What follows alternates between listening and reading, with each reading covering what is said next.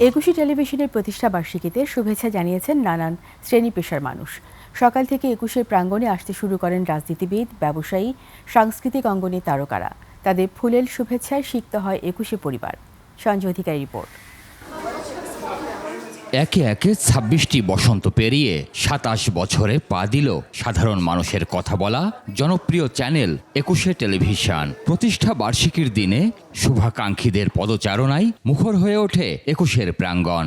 সত্যের কথা উপস্থাপন করতে গিয়ে একুশে টেলিভিশন একজন যিনি বর্তমান মাননীয় প্রধানমন্ত্রী তার বক্তব্যকে সরাসরি প্রচার করার জন্য একুশে টেলিভিশনকে অবাঞ্ছিত ঘোষণা করা হয়েছিল। বাংলাদেশের মানুষের যে প্রত্যাশা যে একটি জনগণের সরকার, জনগণের রাষ্ট্র পরিচালনার মাধ্যমে একুশে টিভি সবসময় তারা ভূমিকা রাখবে এবং সত্যের পথে, ন্যায়ের পথে এবং বস্তুনিষ্ঠ সংবাদ প্রচারের মাধ্যমে একুশে টিভি তাদের যে গৌরব, সেই গৌরবকে ধরে রাখবে। জন্মদিনের শুভক্ষণে শুভেচ্ছা জানান সব শ্রেণীর মানুষ। আন্তরিক শুভেচ্ছা ও উষ্ণ অভিনন্দন জানাচ্ছি। আমরা একুশে টেলিভিশন আরও বস্তুনিষ্ঠ সংবাদ পরিবেশনের মাধ্যমে তার জনপ্রিয়তা বৃদ্ধি করবে বলে আমরা আশা করছি। শুরু থেকেও আছি, এখনও আছি। ২৭ বছর পেরিয়ে একুশে টেলিভিশন আর যুগ যুগ যুগান্তরে চলে যাবে, সেই ধারাবাহিকতা বজায় থাকবে। সকলকে শুভেচ্ছা জানাচ্ছি এবং একই সাথে একুশে টেলিভিশন আরও অনেক দূর এগিয়ে যাক এবং ভালো করুক সে প্রত্যাশা। শুভেচ্ছা ও অভিনন্দন একুশে টেলিভিশনকে ২৭তম বর্ষে পদার্পণ করার জন্য।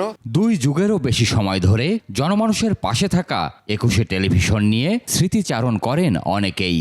আমরা এই ২৬ বছরই দেখেছি এটা অন্যায়ের সাথে প্রতিবাদ, আমরা দেখেছি বস্তুনিষ্ঠ সংবাদ এবং আমরা দেখেছি যে সকল শ্রেণী পেশার মানুষের জন্য বিভিন্ন অনুষ্ঠান। জনমানুষের কথা বলা, সমস্যা তুলে ধরা, ভিন্ন মতের মানুষের বক্তব্য তুলে ধরা, সেই কাজটি ইটিভি করবে।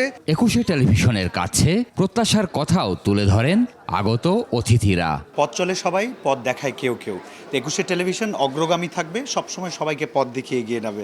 আরও ভালো ভালো প্রোগ্রাম, আরও ভালো ভালো নাটক, এন্টারটেনমেন্ট পারপাস যত কিছু হোক, ভালো কিছু আমরা প্রত্যাশা করি। মানুষের ভালোবাসা সঙ্গী করে বহুদূর এগিয়ে যাবে একুশে টেলিভিশন, এমন আশাবাদ ব্যক্ত করেন শুভানুধ্যায়ীরা।